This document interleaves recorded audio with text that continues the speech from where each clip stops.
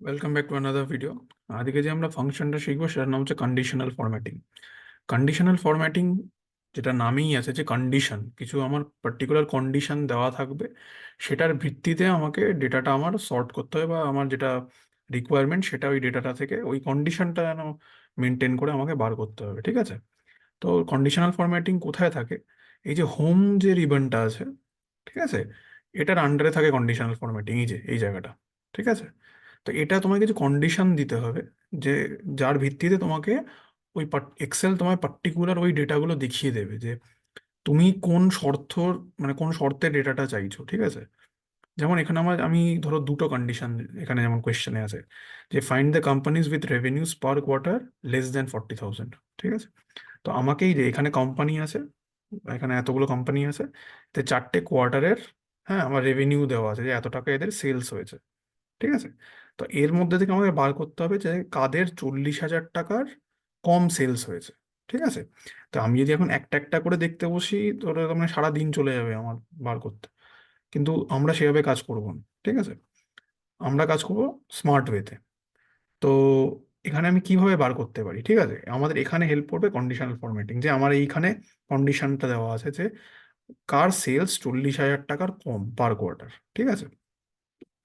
তো আমি প্রথমে কি করবো, আমার ডেটা সেটটাকে আমি সিলেক্ট করব। ঠিক আছে? তারপর আমি চলে যাবো কন্ডিশনাল ফরম্যাটিং এ। ঠিক আছে? এখানে ফার্স্টে আছে হাইলাইট সেলস, সেলস রুলস। ঠিক আছে? তো আমাকে এখানে রুল সেট করতে হবে, যে আমি রুলটা কি চাইছি। আমার রুলটা এখানে কি হবে? আমার রুলটা হবে এখানে যে কার সেলস 40,000-এর কম আছে। ঠিক আছে? তো আমি এখানে দেবো যে লেস দেন। ঠিক আছে? এটা যদি গ্রেটার দেনের প্রশ্ন হতো, তাহলে গ্রেটার দেন দিতাম। এটা যেমন লেস দেন, এটা হচ্ছে লেস দেন দেবো আমি। ঠিক আছে? Less than. তো এখানে ফরম্যাট সেলস, এটা লেস দেন, আমাকে এখানে দিতে হবে 40,000। ঠিক আছে? এবার ধরো এখানে দিয়ে দিলাম যে এখানে কোন কালার দিয়ে আসবে সেটাও আমি করে দিতে পারি, যে কি কালারে আসবে। ঠিক আছে? এটা ধরো দিলাম আমি লাইট রেড ফিল। হ্যাঁ, তাহলে দেখো কিরকম আসে। এই যে তুমি দেখো এই সব কটা কোম্পানির, হ্যাঁ, রেভিনিউ 40,000 টাকার কমে আছে। সব কটা একবারে হয়ে গেল। কতক্ষণ লাগলো? 5 সেকেন্ড, 6 সেকেন্ড ম্যাক্সিমাম। কিন্তু আমি যদি একটা একটা করে করতে বসি, অনেক টাইম চলে যাবে। ঠিক আছে? তো এখানে এবার আবার আমার আরেকটা কন্ডিশন আছে, যে find the bottom 10 companies per quarter. ঠিক আছে? ওটাও আমরা করব। কিন্তু তার আগে যেটা করতে হয় সেটা হচ্ছে রুলসটাকে, আমি একটা রুলের ওপর আরেকটা রুল চাপাতে পারবো না। ঠিক আছে? তো আমাকে আগে কি করতে হবে, রুলটাকে ক্লিয়ার করতে হবে।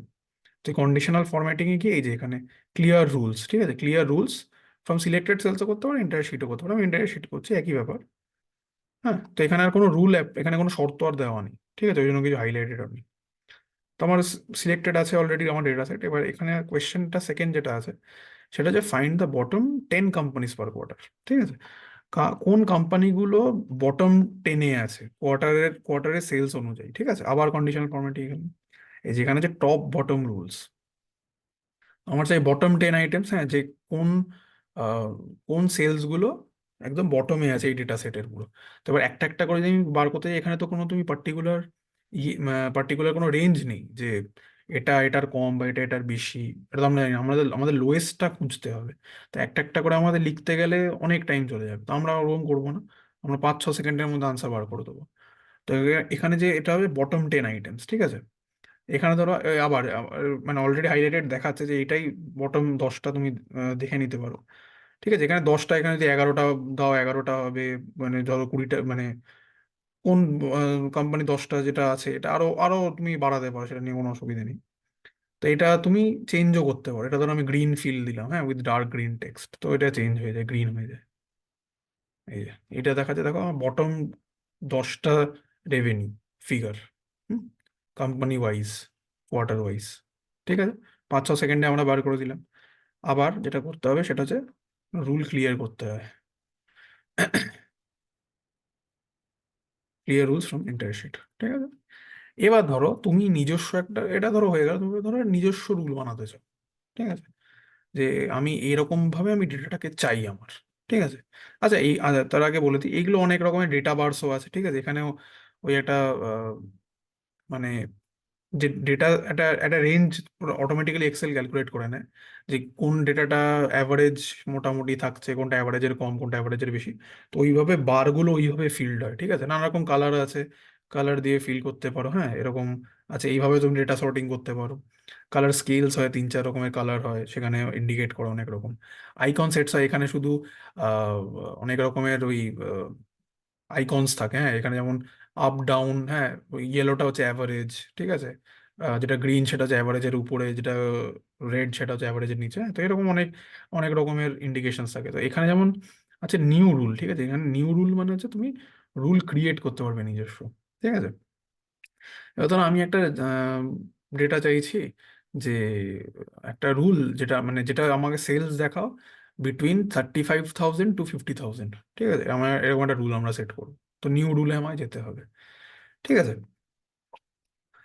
তো আহ, আমাকে যেটা যেতে হবে সেটা হচ্ছে যে আহ,